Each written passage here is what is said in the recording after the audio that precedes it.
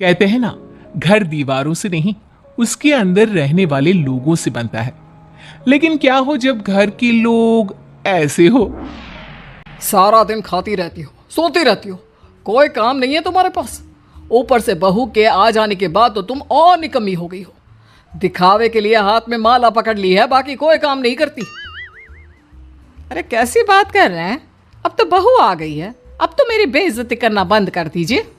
जैसे तैसे मेरी तो जिंदगी कट गई गालियां खा खा कर। अरे उस बेचारी को तो छोड़ दीजिए। तभी बेटे के जोर जोर से चिल्लाने की आवाज आती है। कहा था ना तुमसे रिजाइन कर दो, क्यों नहीं किया? और ये पर्स लटका कर कहाँ निकली?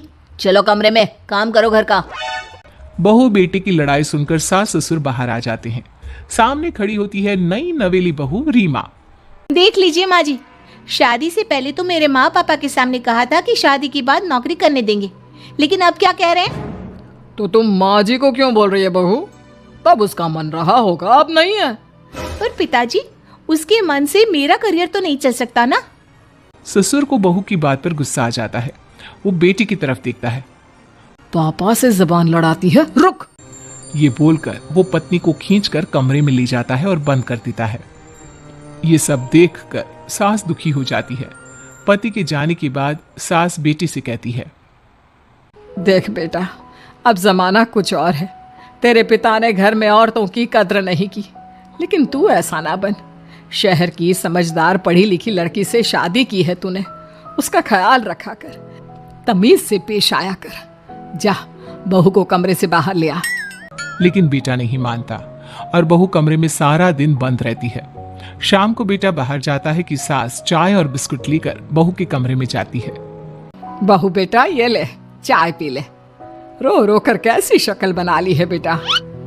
माँ जी, ये कैसे लोग हैं? आप कैसे मैनेज कर रही हैं? ऐसे थोड़ी ना होता है माँ जी। घर की औरतों को तो पिताजी और ये इंसान समझते ही नहीं। क्या करूं बेटा, मैंने तो जैसे तैसे सह लिया, लेकिन तू ना सहना। दोनों बात कर ही रहे थे कि ससुर आ जाते हैं। अच्छा, तो अब बहू को भड़का रही हो? बहुत दिन हो गए मार खाए, अब क्या बहू के सामने खाओगे? जाओ यहां से, और जरूरत नहीं है ज्यादा इस लड़की को सर पर चढ़ाने की, समझी? बहू को ससुर की बात पर गुस्सा आ जाता है, लेकिन वो कुछ नहीं कहती। आए दिन बहू देखती है कि कैसे उसकी सास और उसके साथ उसका ससुर और पति गंदा व्यवहार करते हैं। फिर एक दिन, ये क्या बनाया है? खाना बनाना नहीं आता क्या? ये बोलकर वो खाने की भरी सारी थाली फेंक देता है। अरे बेटा कोई बात नहीं, शांत हो जा, मैं अभी बाहर से कुछ मंगवा देता हूँ। हाँ पापा, ऑर्डर करिए। ऐसे खाने से तो पेट भरने से रहा। वैसे खाना तुमको बनाना आता नहीं और बाहर जाकर नौकरी करना चाहती हो। अरे तुम जैसे को तो पूछते भी नहीं है बाहर। बहू को पति की बात पर गुस्सा आता है, तभी सास बोल पड़ती है। तेरे से ज्यादा पढ़ी लिखी है वो, तो तूने इसे कहा था कि तू नौकरी करने देगा तो तुझसे शादी कर ली, वरना ना ही करवाते इसके माँ बाप तुझसे शादी इसकी। और कमाती भी ये तेरे जितना ही है बेटा। बहू हैरान रह जाती है कि जो सास खुद के लिए एक बार भी खड़ी नहीं हुई, वो उसके लिए बेटे को भी भला बुरा सुना रही है। उसकी नजर में सास की इज्जत और बढ़ जाती है। वो सास को देखकर ये सब सोच ही रही थी कि उसके कान में एक जोर से चांटे की आवाज आती है। किसको मार पड़ी? वो देख ही रही होती है कि उसकी नजर जमीन पर बैठी सास पर पड़ती है। अभी तो धीरे से मारा, फिर जुबान खोली ना तो ऐसा मारूंगा कि कान के पर्दे फट जाएंगे। सास रो रही थी। बेटा और पति वहां से चले जाते हैं। पिताजी अच्छा किया माँ को जोर का चांटा लगाकर। आगे से जबान खोलने से पहले 4 बार सोचेंगी। बड़ी आई। दोनों हंसते हुए वहां से निकल जाते हैं। बहू सास को उठाती है और पानी देती है। मैंने ये दिन रोज देखे हैं बहू, लेकिन तू नहीं सहना। तू अपना जीवन अपने अनुसार जीना। शादी के वक्त मैंने तेरी माँ से बात करने की कोशिश की थी, उन्हें बताया था, लेकिन वो नहीं मानी। बहू सास को पकड़कर रोने लगती है। वो इसलिए नहीं मानी क्योंकि वो मेरी सगी माँ नहीं है। माँ जी, जिस तरह से आप मेरे लिए खड़ी हुई है ना, मेरी माँ भी नहीं हुई।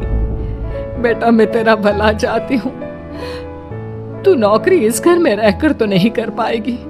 एक काम कर, इस घर से चली जा, पैसे कमा और खुश रह।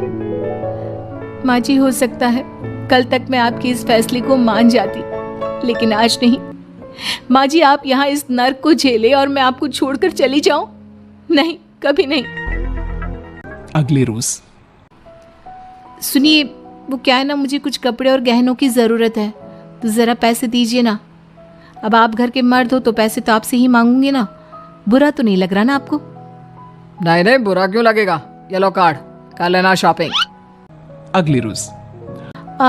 बिजली का बिल आया है 10,000 का, भर दीजिएगा। इतना बिल कैसे आ गया? बेटा वो क्या है ना, सारा दिन बहू घर में रहती है तो कमरे में एसी और टीवी चलता रहता है। अब कम से कम बाहर जाए तो 4 पैसे कमा कर लाए।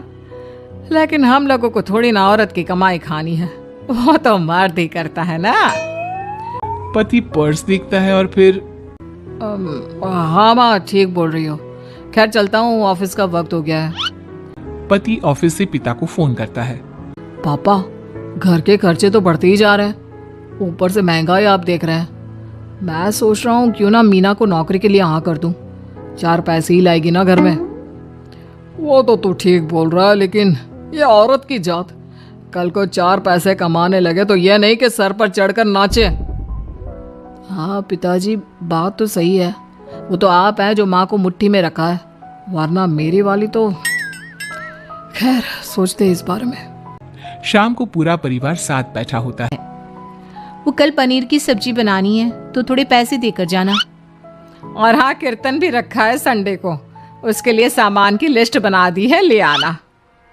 पापा को दे दो, वो ले आएंगे। अरे पापा कहाँ से ले आएंगे, मेरे पास नहीं है पैसे वैसे। लो, पैसे ही नहीं है? मेरे पापा की जेब तो हमेशा नोटों से भरी रहती है। बेटा, लक्ष्मी को जो पूजता है ना, उसके पास लक्ष्मी रहती है। जो घर की औरतों को मारे पीटे, वो भला कैसे लक्ष्मी का लाभ ले सकता है? वाह वाह, क्या बात है, तो जबान खुल रही है तुम्हारी। लगता है भूल गई पुरानी मार और डांट, क्या? हाँ माँ जी, शांत हो जाइए। मैं नहीं देख सकती आपको मार खाता, और फिर हो सकता है कि मैं आपको बचाने आऊँ तो ये भी मुझे मारे। ठीक है बहू, मैं कुछ नहीं कहती, तू ये लिस्ट बस दे दे, मैं चलिए आराम करने। फिर अगले रोज। सुनिए जी, वो मायके जाना है। वो क्या है ना, शादी के बाद से गई नहीं, तो ट्रेन की टिकट बुक करवा देना। तो मैं भी तो साथ जाऊंगा ना तुम्हारे। तो ठीक है, फिर फ्लाइट की ही टिकट करवा दीजिए। वो क्या है ना, अच्छा थोड़ी ना लगता है आप पहली बार मेरे साथ जा रहे हो और हम ट्रेन से चले, ठीक है ना? पति ऑफिस जाता है, जहाँ उसका दोस्त कहता है, अरे क्या हो गया यार, परेशान सा दिख रहा है। तेरी तो नई नई शादी हुई है, भाभी परेशान कर रही है क्या? अरे नहीं यार, तू तो जानता है थोड़ी सी कमाई में घर चलाना मुश्किल हो रहा है। तू कैसे मैनेज करता है यार? कैसे क्या यार, तू जानता है ना मेरी बीवी रिया को, वो टीचर है, फिर घर में ट्यूशन करती है, साथ में बच्चे भी पढ़ लेते हैं। यार, घर नाम की गाड़ी दोनों पहियों के साथ चलने से ही चलती है। वो भी कमाती है और मैं भी, और चल रहा है घर बस। पति को दोस्त की बात समझ में आती है, लेकिन पिता का ज्ञान कैसे भूल सकता था। भाई, कल को सर पर चढ़कर नाचने लगी तो। शाम को घर आता है, जहां उसकी बुआ और उसका बेटा बैठे होते हैं। अरे आ गया लल्ला, कैसा थका थका सा लग रहा है, सब ठीक है ना? नमस्ते बुआ, कैसे आना हुआ? कैसा है रमेश? भाई को तो भाई की याद ही नहीं आती। अरे नहीं नहीं भैया, याद नहीं आती तो यहाँ कैसे आता? ये लीजिए मेरी शादी का कार्ड, जरूर आना। पति कार्ड खोलता है। डॉक्टर रश्मि, अरे वाह, तेरी होने वाली बीवी डॉक्टर है। और क्या भैया, आपकी बीवी इंजीनियर तो मेरी डॉक्टर। तभी वहां सास आ जाती है।